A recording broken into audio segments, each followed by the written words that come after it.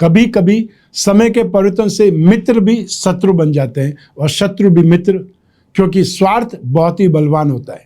समय और भाग्य पर कभी अहंकार मत करो, क्योंकि ये दोनों परिवर्तनशील हैं। इतनी जल्दी दुनिया की कोई चीज नहीं बदलती जितनी जल्दी इंसान की नीयत और नजरें बदल जाती है। कोई समय में पहले लोगों ने सिखाया था कि वक्त बदल जाता है, अब वक्त ने सिखा दिया है कि लोग भी बदल जाते हैं। नमस्कार, मैं हूं कमल श्रीमाली। आप सभी का बहुत बहुत स्वागत आपके अपने चैनल में और मासिक राशिफल अप्रैल 2024 के इस विशेष एपिसोड में। ये एपिसोड मीन राशि के लिए है और ये राशिफल आपकी राशि नाम राशि अर्थात मून साइन पर आधारित है। तो हर मासिक राशिफल के विशेष एपिसोड में बहुत सारे सेगमेंट पर बहुत सारे सेक्टर से विश्लेषण किया जाता है। इस बार भी वही करेंगे। सबसे पहले बात करेंगे आपकी इनकम और इन्वेस्टमेंट के बारे में। तो आइए अब आरंभ करते हैं मासिक राशिफल अप्रैल 2024 आप मीन राशि वालों के लिए। जहां तक इनकम गेन प्रॉफिट का सवाल है, राशि से 11th हाउस से लाभ भाव से इसका विश्लेषण किया जाता है। मीन राशि के लाभ भाव के अधिपति शनि है और शनि आपकी राशि से 12वें भाव में विराजमान है। 12वां भाव होता है अपमान, अपयश, कोर्ट कचहरी, वाद विवाद, रोग और एक्सीडेंट का। और शनि स्वग्रही भी है लेकिन एक्सपेंसेस भाव में। तो ऐसी स्थिति में अप्रैल 2024 में खर्चे ज़्यादा होंगे और वो खर्चे अपने परिवार पर ही खर्चे हो सकते हैं, अपने काम धंधे को बढ़ाने के लिए खर्च हो सकते हैं, या फिर ये बोल सकते हैं आपके कार्य व्यवसाय के लिए इन्वेस्टमेंट आप कर सकते हैं, मशीनरी पर खर्च कर सकते हैं, यात्राओं पर खर्च कर सकते हैं। लेकिन सब मिला करके आपको अपने जो भी काम काज है, चाहे वो जॉब है, प्रोफेशन है या बिजनेस में, आपको ज़्यादा एफर्ट करने पड़ेंगे, ज़्यादा संघर्ष करना पड़ेगा, तो जा करके आपको संतुष्टि मिल सकती है या आपका काम काज नॉर्मल चल सकता है। शनि की साढ़े साथी का फर्स्ट फेज आपको स्टार्ट हो चुका है। 17 जनवरी 2023 से स्टार्ट है। उससे पहले भी 75 दिन तक आपने 2022 में भी शनि की साढ़े साथी का आगाज देख चुके थे। शनि की साढ़े साथी का मतलब भी है हर काम में रुकावट, हर चीज़ लंबी खिंच जाना, समय पर कोई काम नहीं होना, व्यर्थ के दोषारोपण लगना, अपने ही भाई बंधु या अपने ही परिवार वाले विरोध में आ जाना, फॉल्स एलिगेशन लगना, लेग पुलिंग होना, टारगेट बना दिया जाना, लीगल प्रॉब्लम में फंसना। ये सब कुछ मैं बार बार बताता हूँ, उसके बावजूद भी लोग फंस जाते हैं। उसके बाद में आते हैं कि हमने याद ही नहीं रखा, हमने ध्यान नहीं रखा। शनि की साढ़े साथी का मतलब है आपको मैच्योर बनाना है, आपको पॉलिश करना है, अच्छा क्या है, बुरा क्या है, अपना कौन है, पराया कौन है, ये सब कुछ आपको समझ में आता है जब शनि की साढ़े साथी आती है। तो शनि की साढ़े साथी में मेंटली प्रिपेयर भी रहिए, सेफ भी रहिए। कोई नया काम स्टार्ट करना है तो बहुत लोगों से पूछिए या अपनी कुंडली का विश्लेषण कराइए, उसके बाद में आगे बढ़िए, क्योंकि शनि आपको संघर्ष किए बिना सफलता नहीं देगा, इजी सक्सेस आपको नहीं मिलेगी। इसलिए कोई बहुत बड़ा इन्वेस्टमेंट करना है, मशीनरी पर कोई बहुत बड़ा खर्चा करना है, उससे पहले संभावनाएं देख लीजिए, उसके बाद ही आगे बढ़िए तो ज़्यादा बेटर है। आप में से वे लोग जो जॉब कर रहे हैं, यहाँ पर स्थितियाँ उन लोगों के लिए सुखद नहीं है। आपको बहुत ज़्यादा एफर्ट करने से ही यहाँ पर सपोर्ट मिलेगा। और जो लोग जॉब वर्क चाहते हैं, जो लोग एक्स्ट्रा मतलब ओवर टाइम चाहते हैं, शिफ्ट चाहते हैं, उनकी वो आकांक्षा, वो इच्छाएं पूरी नहीं हो रही है। तो आपको अपनी जॉब में एक प्रकार से अपना एग्ज़ाम देना पड़ेगा, अपने आप को प्रूव करना पड़ेगा कि आप इस जॉब के लायक हैं। जो लोग प्रोफेशनल्स हैं, यहाँ पर जो टेक्निकल प्रोफेशनल्स हैं, ठीक है, या सर्जन हैं या लॉयर्स हैं, उनकी बात करें तो आपको दूसरों के कंपेरिजन में ऐसा लगेगा कि आप एफर्ट ज़्यादा कर रहे हैं, मेहनत ज़्यादा कर रहे हैं, लेकिन आपको उसका फल बहुत कम मिल रहा है। समय जब प्रतिकूल है, समय जब नेगेटिव है, तो व्यक्ति के हाथ में सिर्फ एक ही चीज़ है, वो परिश्रम करे, मेहनत करे और हमेशा लीगली रहे, सही रहे। तो ये चीज़ आपको भी करनी पड़ेगी। जो बिजनेस में है उन लोगों को भी मैं यही सलाह देना चाहता हूँ कि वो सही काम करें, लीगली काम करें। यदि आप इलीगल काम करेंगे तो अपने कर्मों का दंड आपको भुगतना पड़ सकता है। फिर भी आप में से वे लोग जो मेटल, मेडिसिन, केमिकल्स का काम करते हैं, पेट्रोलियम प्रोडक्ट का काम करते हैं, लॉजिस्टिक का काम करते हैं या ट्रांसपोर्ट का काम करते हैं, ऑटोमोबाइल सेक्टर का काम करते हैं, एजेंसी बिजनेस का काम करते हैं, डिस्ट्रीब्यूशनशिप में है, मैन्युफैक्चरिंग सेक्टर में, उन लोगों को बहुत एफर्ट करने पर संतुष्टि मिलेगी या बहुत ज़्यादा संघर्ष करने से उनका काम आगे बढ़ेगा, चलेगा। लेकिन राशि के अधिपति बृहस्पति है, राशि से सेकंड हाउस में विराजमान है। तो ऐसी स्थिति में जो लोग फाइनेंस का कामकाज करते हैं, फाइनेंशियल ब्रोकरेज का काम करते हैं, स्टॉक ब्रोकर से संबंधित कामकाज करते हैं, या ये बोल सकते हैं गिरवी का कामकाज करते हैं, स्कूल कॉलेज चलाते हैं, एजुकेशन सेक्टर में है, बेकरी कन्फेक्शनरी का कामकाज कर रहे हैं, उन लोगों के लिए फिर भी अप्रैल 2024 अच्छा है, सुखद है। 1 मई 2024 को बृहस्पति बदल जाएंगे, तो फिर बृहस्पति आपकी राशि कुंडली के लाभ भाव पर दृष्टिपात करेंगे। उस समय फल और ज़्यादा बेटर हो सकता है बृहस्पति से संबंधित। लेकिन शनि तो आपकी राशि कुंडली में इस समय राशि से 12th हाउस में है, इसलिए आपका पैसा फंस सकता है, एक्सपेंसेस ज़्यादा हो सकते हैं, इसलिए बहुत ज़्यादा सावधान रहने की आवश्यकता है। तो आइए अब बात करें आपके इन्वेस्टमेंट की। राशि से 2nd हाउस से इन्वेस्टमेंट पर विश्लेषण किया जाता है, विचार किया जाता है। 2nd हाउस में बृहस्पति विराजमान है, तो साथ ही साथ 2 केंद्र के अधिपति बुध है, वो विराजमान है। ऐसी स्थिति में जो स्टॉक करना चाहते हैं वो हरी दालों का या पीली दालों का स्टॉक कर सकते हैं। आप हल्दी और केसर का स्टॉक कर सकते हैं, ठीक। आप गोल्ड में इन्वेस्टमेंट कर सकते हैं, और या फिर आप सिल्वर में इन्वेस्टमेंट कर सकते हैं। जो लोग इस शेयर मार्केट के थ्रू इन्वेस्टमेंट करना चाहते हैं वे लोग मार्केटिंग की कंपनियों पर, सर्वे की कंपनियों पर, ठीक है, और या टेलीकॉम सेक्टर की कंपनियों पर, संचार माध्यम, दूर संचार माध्यम से संबंधित, वाईफाई टेक्नोलॉजी से संबंधित, रेडियो टेक्नोलॉजी से संबंधित, या जो एक्सरे के इक्विपमेंट होते हैं उससे संबंधित जो भी कंपनी है, जो भी ये कंपनियां इक्विपमेंट बनाती है, उस पर इन्वेस्टमेंट करना आपके लिए अच्छा रहेगा। आपको कोई भी स्क्रिप्ट ऐसी मिल जाती है जो न्यूज़ से संबंधित हो सकती है, न्यूज़ चैनल हो सकते हैं, उसकी स्क्रिप्ट हो, न्यूज़पेपर या मैगजीन, या फिर कोई न कोई ऐसी चीज़ जो आपको संचार माध्यम से संबंधित हो, या फिर आपको जो टेक्सटाइल से संबंधित कोई भी स्क्रिप्ट मिल जाए, उस पर इन्वेस्टमेंट करना आपके लिए अच्छा है। मार्केटिंग से संबंधित जो भी कंपनियां मिल जाए जो मार्केटिंग को लाइसेंसिंग करती है, मार्केटिंग का सर्वे कराती है, या कोई मार्केटिंग या एड एजेंसी की कोई कंपनी हो, उस पर इन्वेस्टमेंट करना भी आपके लिए बहुत ज़्यादा सुखद रहेगा, आपके लिए बेस्ट रहेगा। तो आइए अब बात करें आपके पारिवारिक सुख की। राशि से 4th हाउस से सुख भाव से इसका विश्लेषण किया जाता है। अप्रैल 2024 में आपको परिवार से संबंधित कुछ रिश्तों में सुधार की स्थिति बनेगी, तो साथ ही साथ छोटे भाई बहनों से रिश्ते सुधर सकते हैं। 9 अप्रैल 2024 के बाद में स्थितियां आप तेज़ी से सुधरेगी, और अप्रैल 2024 के एंड होते होते, अर्थात यहाँ पर आपको 23 अप्रैल 2024 के बाद में संपत्ति संबंधित कोई भी प्रॉब्लम है, कोई विवाद है, वो सुलझ सकता है, या उसकी कोर्ट में डेट है तो आप उसमें जीतने वाले हैं, ये संभावना यहाँ पे बनेगी। शनि की साढ़े होने के बावजूद मैं आपको ये बात बोल रहा हूँ। तो पारिवारिक स्थिति में आपकी स्ट्रेंथ भी बढ़ेगी, आपके अधिकार भी बढ़ेंगे, और आपकी बात मानी भी जाएगी आपके घर में, तो आपका पावर भी बढ़ेगा, और आप जो सलाह देंगे वो सलाह भी वो लोग मानेंगे। तो आइए अब बात करते हैं शिक्षा के सुख पर और संतान सुख पर। राशि से 5th हाउस से इस पर विश्लेषण किया जाता है, और राशि से 5th हाउस पर राहु की दृष्टि है, और इस भाव के अधिपति चंद्रमा है। राहु और चंद्रमा का आपस में शत्रुता का संबंध है। तो ऐसी स्थिति में जो स्टूडेंट्स हैं वो कंफ्यूज भी होंगे, अनस्टेबल भी होंगे, वेवरिंग थॉट में भी रहेंगे। तो ऐसी स्थिति में सही ढंग से निर्णय नहीं कर पाएंगे, या ये बोल सकते हैं कि आपको अपने भविष्य की चिंता ज़्यादा सताएगी, ज़्यादा परेशान करेगी। तो ऐसे लोग या तो लाइन चेंज करने के बारे में सोचेंगे, और या फिर दूसरों पर विश्वास जल्दी करेंगे। तो आपको कंफ्यूज नहीं होना है। जो प्रॉब्लम चल रही है वो प्रॉब्लम टेम्परेरी है, हमेशा एक जैसी प्रॉब्लम नहीं चलती है, और जो टेम्परेरी प्रॉब्लम है उसके लिए परमानेंट सॉल्यूशन नहीं ढूंढना है। आपको ये भी ध्यान रखना है कि जो प्रॉब्लम टेम्परेरी है, जो प्रॉब्लम हमेशा नहीं रहेगी, उसके लिए आप हमेशा नेगेटिव क्यों हो जाते हैं, और उसके लिए एक प्रकार से छलांग लगा करके ऐसा बड़ा डिसीजन लेने की कोशिश करते हैं जो परमानेंटली ही आपको डैमेज कर सकता है या नुकसान उठाने पर मजबूर कर देता है। उस चीज़ से दूर रहना है। आपको एजुकेशन से संबंधित कोई न कोई टेंशन या कोई न कोई चिंता भी सताएगी, परेशान भी करेगी, और एग्ज़ाम के टाइम में बहुत से लोग बीमार हो जाते हैं, वो भी समस्या आपके आसपास घूमेगी।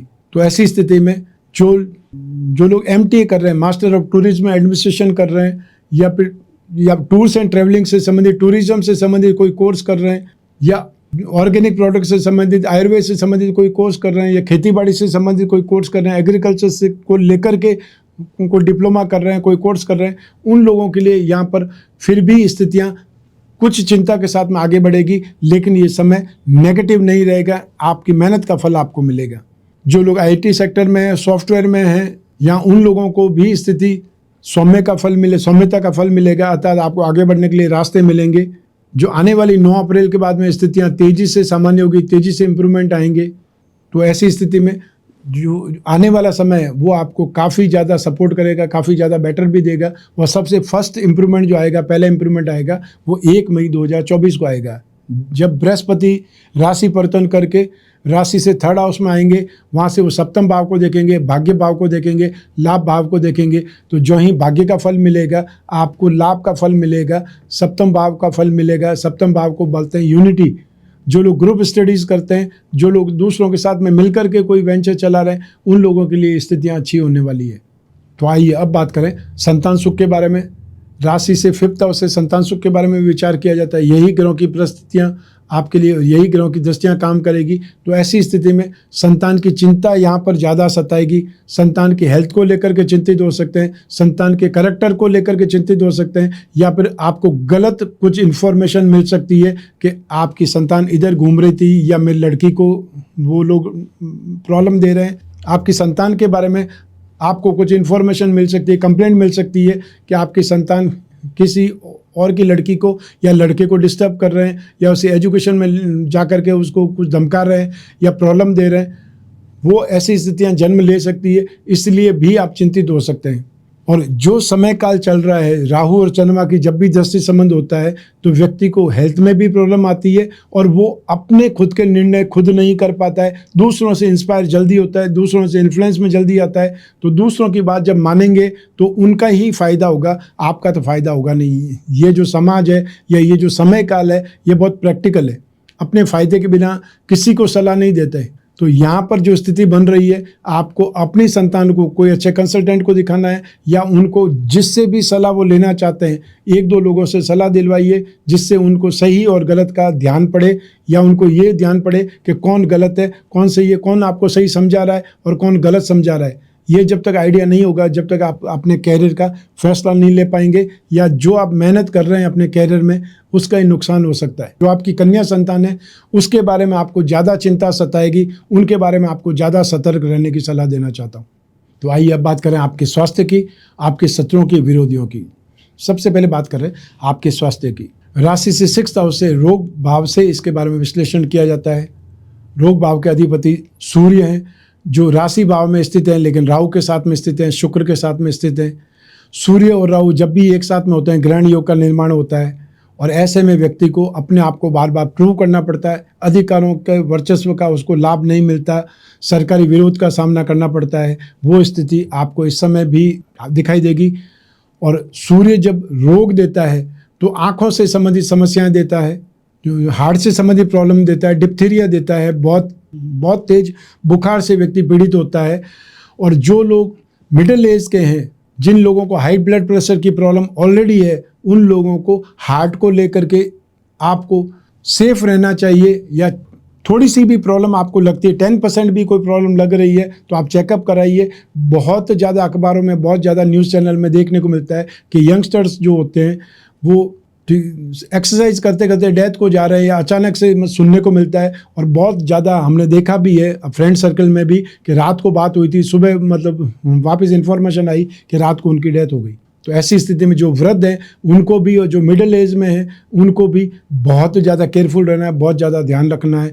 क्योंकि आफ्टर कोविड ये स्थिति बहुत ज़्यादा यहाँ दुखी दे रही है, परेशान कर रही है कि अचानक से व्यक्तियों को हार्ट प्रॉब्लम हो जाती है, हार्ट अटैक हो जाता है। अब ये अफवाह है या वास्तविक सत्य है, इसको आपने खुद ने अपनी अक्ल से, अपने दिमाग से परखना भी है। सेकंड स्थिति आएगी, वो स्थिति आएगी जॉइंट पेन की, या कोई चोट दुर्घटना की। वो चोट या दुर्घटना या तो पैरों के ऊपर आपको एडी या घुटने के नीचे प्रॉब्लम दे सकती है, या सर पर चोट लगा करके कोई परेशानी हो सकती है, जहाँ पर स्टिच लगाने जरूरी हो जाए उतनी बड़ी चोट लगेगी। इसलिए आपको अवेयर रहना ही पड़ेगा। और जो बच्चे रैश ड्राइविंग करते हैं, मन मर्जी से चलाते हैं, जिधर चाहे उधर मुड़ जाते हैं, जिनको अपनी ज़िंदगी की फिक्र नहीं है, वो लोगों के लिए स्पेशल वार्निंग है कि ये समय आपके लिए अच्छा नहीं है। कोई चोट और दुर्घटना लग सकती है, जिससे आपका परिवार ज़्यादा त्रस्त हो सकता है, परेशान हो सकता है। आइए अब बात करते हैं शत्रुओं की, विरोधियों की। अप्रैल 2024 में आपको लीगली बहुत सेफ रहना है, या तो व्यर्थ में कोई दोषारोपण लगाएगा, और या आप फ्रॉड का शिकार हो सकते हैं। सब मिला करके सरकारी प्रॉब्लम, सरकारी समस्या, सरकारी विरोध का सामना करना पड़ेगा। कोई ऑनलाइन कमेंट से भी, या फिर आप किसी जोश में, आप किसी जुलूस में शामिल हो गए, या किसी विरोध जो जुलूस निकल रहा था उसमें शामिल हो गए, आपको ध्यान नहीं था क्या होने वाला है, और फिर आगे लाठीचार्ज हो गया और आपके चोट लग गई, सर पे चोट लग गई, ऐसी स्थिति भी आ सकती है। तो आपको हर हालत में अप्रैल 2024 में अपने आप को सेफ रखना है। आप कोई विरोध प्रदर्शन करना चाहते हैं, विरोध प्रदर्शन आप मतलब एकदम पीछे रह करके करें, फ्रंट में नहीं चले जाएं, या फिर आप अपना जोश दिखाने के लिए यहाँ उतावले नहीं हो जाएं, वो भी ध्यान रखना पड़ेगा।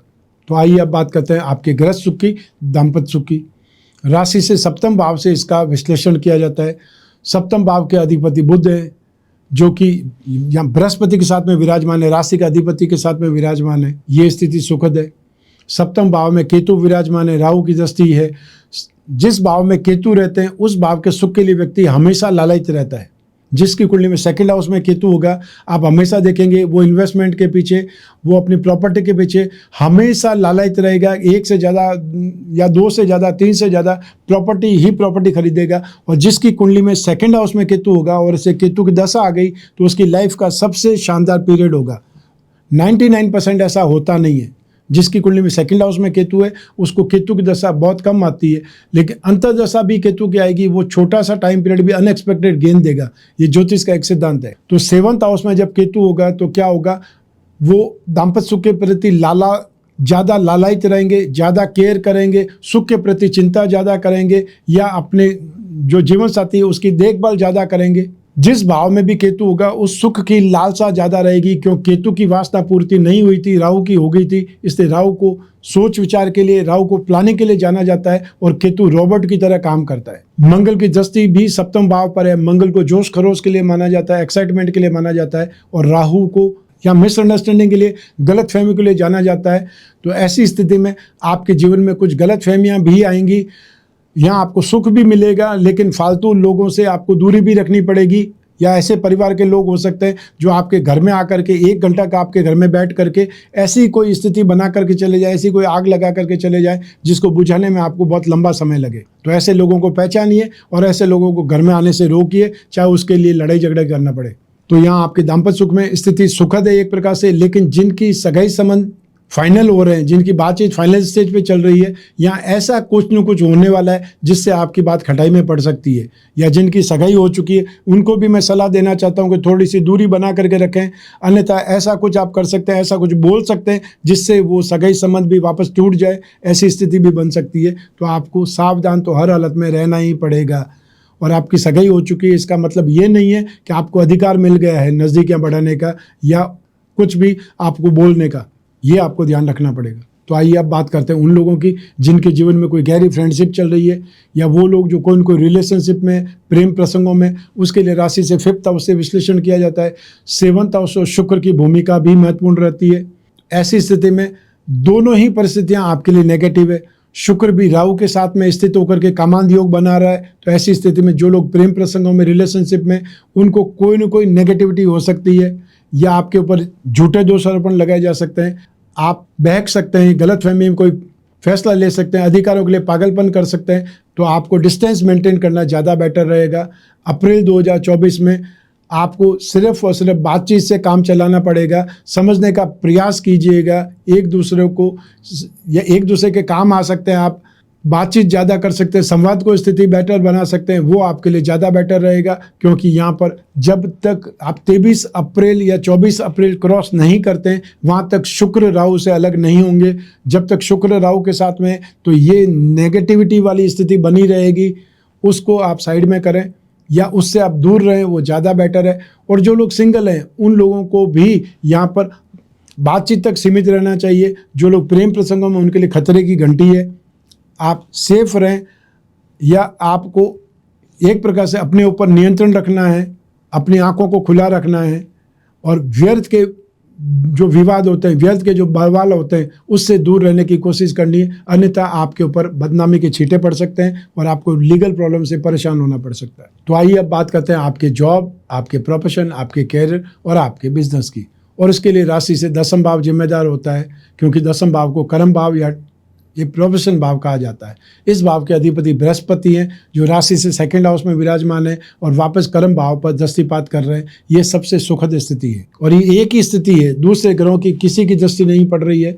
राशि के अधिपति बृहस्पति हैं, यहाँ पर कुंडली में जो आपका कर्म भाव है उसके अधिपति बृहस्पति हैं, और बृहस्पति की राशि से सेकंड हाउस में स्थिति आपके लिए सबसे ज़्यादा शुभ है, क्योंकि राशि से सेकंड, फिफ्थ, सेवंथ, नाइन्थ और 11th हाउस में जब भी बृहस्पति रहते हैं उनकी पोजीशन बहुत ज़्यादा शुभ मानी जाती है, या इन भावों में बृहस्पति को सद्गुण के लिए, शुभ जो प्रभाव के लिए जाना जाता है।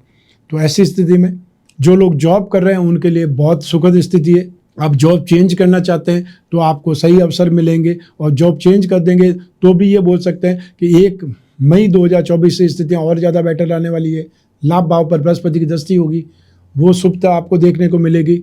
जो लोग प्रोफेशनल्स हैं, फाइनेंशियल प्रोफेशनल्स की बात कर सकते हैं, चार्टर्ड अकाउंटेंट की बात कर सकते हैं, एनालिसिस की बात कर सकते हैं, स्टॉक मार्केटिंग वालों की बात कर सकते हैं, या फिर जो बेकरी का काम करते हैं या कन्फेक्शनरी का काम करते हैं, बर्तनों के व्यापारी हैं, उनके लिए भी ये समय काल बहुत ज़्यादा सुखद है। जो लोग राजनीति के क्षेत्र में, उन लोगों के लिए समय अच्छा है, काफ़ी अच्छा है। और यदि आप एफर्ट कर रहे हैं राजनीति में, या राजनीति में किसी भी बैक एंड पे, अर्थात मेन आगे कोई दूसरा है, आप सब मैनेजमेंट संभाल रहे हैं, फाइनेंशियल अरेंजमेंट संभाल रहे हैं, तो भी ये समय काल आपके लिए अच्छा है, स्थिति आपके लिए अच्छी बनी हुई है। जो लोग व्यापारी हैं वो यहाँ पर बहुत अच्छे ढंग से कामकाज करेंगे या बहुत अच्छा डेवलपमेंट देखेंगे, ये बोल सकते हैं। फाइनेंस के सेक्टर में, या वो लोग जो गिरवी का कामकाज करते हैं, एजुकेशन सेक्टर में वो लोग काम कर रहे हैं, स्कूल कॉलेज चला रहे हैं, ऑनलाइन क्लासेस चला रहे हैं, या कैरियर पॉइंट चला रहे हैं, कंसल्टेंसी का कामकाज कर रहे हैं, उन लोगों के लिए बहुत सुखद स्थिति है। इसके साथ ही साथ जो लोग स्पिरिचुअल लाइन के लोग हैं, चाहे वो वास्तु का काम कर रहे हैं, ज्योतिष का कामकाज कर रहे हैं, कर्मकांडी है, पूजा पाठ का काम कर रहे हैं, या वो लोग जो कथा प्रवचन करते हैं, उन लोगों की बात की जाए तो भी स्थितियां यहाँ पर बहुत ज़्यादा शुभ है। आपका कामकाज भी बढ़ेगा, और आने वाले समय में स्थितियां और ज़्यादा बेटर होने वाली है। अक्षय तृतीया के आसपास सबसे ज़्यादा वैशाख माह में ये कथा प्रवचन भी होते हैं, दान धर्म भी बहुत ज़्यादा होता है, तो विवाह के मुहूर्त या फिर गृह प्रवेश के मुहूर्त भी बहुत ज़्यादा होते हैं। उस स्थिति में आप लाभ प्राप्त कर सकते हैं, अपने आप को मैनेज कर सकते हैं, मेंटेन कर सकते हैं, क्योंकि ये समय आपके लिए काफ़ी ज़्यादा बेटर है। तो आइए अब बात करें हाउसवाइफ की, गृहिणियों की। अप्रैल 2024 में आपके लिए समय लगभग ये बोल सकते हैं हर तरफ से स्ट्रगल देने वाला, हर तरफ से संघर्ष देने वाला है। जो आपके परिवार की बात करेंगे तो उसमें थोड़ा सा आपको सपोर्ट मिल सकता है, लेकिन यहाँ पर उस स्थिति की अगर बात करें तो भी ये बोलेंगे कि आपको सासू माँ का सपोर्ट मिल सकता है, लेकिन जो आपके घर के पुरुष लोग हैं, बुजुर्ग लोग हैं, उनके साथ में किसी न किसी बात पर वाद विवाद हो सकता है, या वो आपके अगेंस्ट में खड़े हो सकते हैं।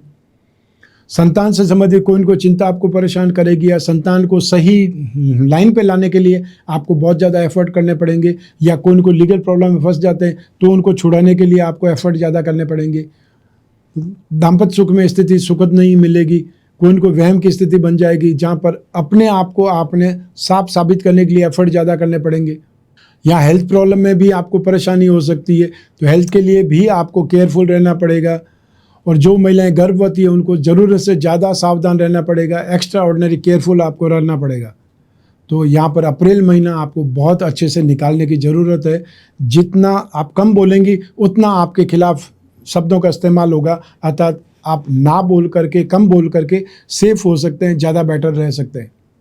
तो आइए अब बात करते हैं मासिक राशिफल अप्रैल 2024 के उपायों के बारे में। शनि की 7.5 चल रही है, तो शनि के उपाय सबसे ज़्यादा जरूरी है। नित्य प्रतिदिन शनि स्तोत्र का पाठ करें, या फिर शनि मंत्र का पाठ करें, ओम शं शनिश्चराय नमः, या फिर ओम प्राम प्रीम प्रौम सह शनये नमः, इस मंत्र का आप जाप करें। आप हर सैटरडे को काले रंग की वस्तुओं का दान करें, वो चाहे काला जूता हो, काली छतरी हो, काला कंबल हो, काले कपड़े हो, उड़द की दाल हो, बैंगन की सब्जी हो, चने की सब्जी हो, या फिर आप चाहें तो तिल का तेल दे सकते हैं, काले तिल होते हैं उसकी कोई मिठाई दे सकते हैं। ज़रूरतमंद को दान देना है, जिसको ज़रूरत है, नीडी पर्सन है, उसको दान देना है। और सबसे बड़ी चीज़, आप खुद चाहें या आप खुद को जितना संभव हो सके काले रंग के कपड़े पहनने से बचना चाहिए, क्योंकि काला रंग हमें दुख देता है। और आपको इस समय शनि की 7.5 में दुखी नहीं होना है, तो आप जितना लाइट पहनेंगे, जितना पेस्टल कलर पहनेंगे, उतना आपके लिए अच्छा है। शनि की 7.5 जब होती है तो सबसे ज़्यादा आपको उपासना पूजा की आवश्यकता पड़ती है। आपको क्या पूजा करना चाहिए, उसके लिए शनि शांति कलश का हमने निर्माण किया है। आपको क्या दान देना है, आपको क्या पहनना है, आपको घर में क्या स्थापित करना है, दरवाजे पे क्या लगाना है, आप कौन सी माला से जाप करना है, सब कुछ उस एक कलश में है और विधि विधान के सहित है। वो आप पहन सकते हैं। शनि 33 यंत्र की मुद्रिका आप पहन सकते हैं। ज़्यादातर लोग घोड़े की नाल की अंगूठी या नाव की कील की अंगूठी है वो पहनते हैं। उन्हें मालूम ही नहीं है कि घोड़े की नाल थी या नहीं थी। लोहे की एक रिंग है वो पहन करके वो अपने आप को एक प्रकार से कॉन्फिडेंट महसूस करते हैं, या अपने आप को ये बोलते हैं उपाय के नाम पर कुछ भी पहन करके वो इतिश्री मान लेते हैं कि शनि का उपाय हो गया। ज़्यादातर लोग सीरियसली इस चीज़ को नहीं लेते हैं और बहुत बड़ा जब कांड हो जाता है, बहुत बड़ा नुकसान हो जाता है, तब वो जागते हैं, तो उसके बाद में वो उपाय करने की कोशिश करते हैं। जब तक तो बहुत बड़ा नुकसान हो चुका होता है। तो आप चाहें तो विधिवत कोई न कोई उपाय करेंगे तो ज़्यादा बेटर है। रोग निवारण के लिए मामतुजे कलश का प्रयोग करें। और जो लोग अपनी इनकम को बढ़ाना चाहते हैं वो गोमती चक्र की मुद्रिका पहने या 34 यंत्र की अंगूठी पहने। आपने लक्ष्मी की हर फोटो के पास में देखा होगा एक यंत्र की तस्वीर बनी होती है जिसमें कुछ अंक लिखे रहते हैं, वही लक्ष्मी 34 यंत्र है, जिसे कैसे भी अगर आप गिनोगे 34 की संख्या आएगी। उसको आपको धारण करना है, चाहे पेंडल के रूप में और चाहे आप धारण करें अंगूठी के रूप में।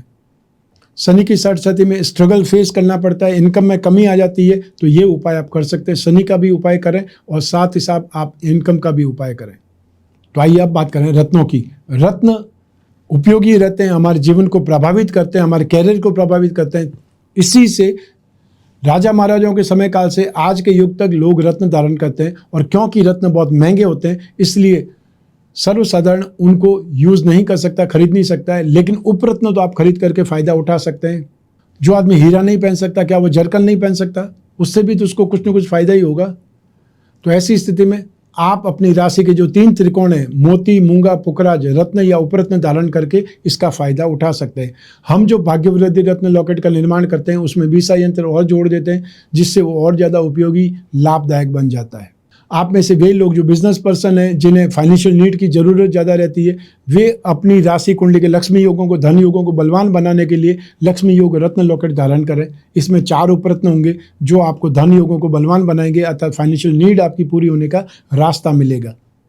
तो ये था मासिक राशिफल अप्रैल 2024। आपकी जन्म कुंडली में से एक ग्रह चंद्रमा को आधार बना करके मैंने राशिफल आपको बतलाया है। आप चाहें तो अपनी जन्म कुंडली के संदर्भ में इस राशिफल को और सटीकता से जान सकते हैं, क्योंकि जन्म कुंडली आपकी अपनी होती है और आपकी अपनी डिटेल से ही बनती है। लेकिन जब जीवन में समस्याएं ज़्यादा हो, भविष्य में झांकना हो, कोई बहुत बड़ा डिसीजन लेना हो, वो डिसीजन चाहे आपके विवाह से संबंधित हो सकता है, संतान से संबंधित हो सकता है, कैरियर से संबंधित हो सकता है, जॉब करें या बिजनेस करें इससे संबंधित हो सकता है, जो आपकी पेरेंटल प्रॉपर्टी है उससे संबंधित हो सकता है, और या फिर कोई रोग से संबंधित हो सकता है, कोर्ट कचहरी का मैटर हो सकता है, ट्रांसफर का मैटर हो सकता है, शनि की 60 हो सकती है, कालसर्प योग हो सकता है, मंगली कुंडली हो सकती है। बहुत सारे ऐसे पैरामीटर्स हैं जिससे आपकी लाइफ प्रभावित होती है। उसका डिसीजन करने के लिए आपको अपनी जन्म कुंडली का विश्लेषण कराना चाहिए और समय समय पर करवाना चाहिए। आप कोई भी देश में रहते हो, कोई भी शहर में रहते हो, आपके पास सिर्फ अपना फ़ोन होना चाहिए। स्क्रीन पर दिए हुए नंबर पर संपर्क करके अपॉइंटमेंट फिक्स करना है या व्हाट्सएप नंबर पर मैसेज ड्रॉप करना है। हमारे टीम मेंबर्स आपसे संपर्क करेंगे। अपॉइंटमेंट फिक्स कराने से लेकर कर बात कराने तक वो जिम्मेदार निभाएंगे। आप और मैं ही बात करेंगे, बीच में तीसरा कोई भी नहीं होगा। तो ऐसी स्थिति में आप अपना जो भी समस्या हो, वो समस्या चाहे कितनी भी निजी हो या कितनी भी बड़ी हो, जब तक विचार विमर्श नहीं करेंगे, जब तक डिस्कस नहीं करेंगे, उस समस्या का हल कैसे निकलेगा। ज़्यादातर लोग कोई भी वेबसाइट पर, कोई भी एप्लीकेशन पर जाकर के अपने क्वेश्चन लिख देते हैं, सामने से जवाब आ जाता है, आप उस टाइम को किल करते रहते हो। जो वैल्यूएबल समय आप अपने जीवन में संवारने के लिए होता है, वो सिर्फ और सिर्फ आप वेट करते रहते हैं। शनि की 60 जैसे मीन राशि को चल रही है, तो क्या वो 8 अगस्त 2029 तक कोई काम नहीं करें? जो जवान है उसकी शादी भी होगी, संतान भी होगी, उसका कैरियर भी होगा, उसका बिजनेस भी होगा, उसे एसेट्स भी लेनी पड़ेगी, उसको रिश्ते भी निभाने पड़ेंगे, सब कुछ करना पड़ेगा। और शनि की 60 उसको स्ट्रगल में भी डालती रहेगी। तो स्ट्रगल में जब वो होगा तो कोई न कोई उपाय करेगा, और यदि कोई उपाय नहीं करेगा तो उसकी लाइफ डिस्टर्ब हो जाएगी, फिर भी उसकी लाइफ तो चलेगी। तो जो समझदार होगा, जो प्रैक्टिकल होगा, वो तो सही अप्रोच करेगा। और नहीं तो फिर अखबार में आता ही है, ऐड आता है कि आप ये बाबा जी से मिलो, मियाँ जी से मिलो, और आप घर बैठे फालतू फ्री में इलाज करा सकते हो, ये करा सकते हो। ऐसे अगर हो जाता तो कोई भी आदमी को प्रॉब्लम होती ही नहीं। प्रॉब्लम तो है, हर व्यक्ति को है, आपको भी है, मुझे भी प्रॉब्लम है। तो जो प्रॉब्लम है तो उसका समाधान भी होगा। और जो वैदिक ज्योतिष के अनुसार जो भी पूजा पाठ करते हैं, दान धर्म करते हैं, हवन कीर्तन करते हैं, उसका रिजल्ट आपको जरूर मिलता है। टोटकों का रिजल्ट तो आपको नहीं मिलेगा। 3 चुटकी सिंदूर ले लीजिए, 3 चुटकी आप राई ले लीजिए, उससे ये हो जाएगा, या फालतू कोई वर्ड आप अपने हाथ पर लिख दीजिए, उससे आपकी धन की समस्या पूरी हो जाएगी, आप करोड़ों आ जाएंगे। तो जो ये बोल रहे हैं उनके पास करोड़ों नहीं है, और अगर करोड़ों है तो फिर ये काम क्यों कर रहे हैं? दिमाग आपको लगाना पड़ेगा, समझदार आपको बनना पड़ेगा, क्या सही है और क्या गलत है। खैर, आपको अपनी जन्म कुंडली विश्लेषण के लिए स्क्रीन पर दिए हुए नंबर पर संपर्क करना है। ये बात याद रखिए, जब तक हम डिस्कस नहीं करेंगे, बातचीत नहीं करेंगे, जब तक समस्याओं का हल ढूंढ नहीं सकते।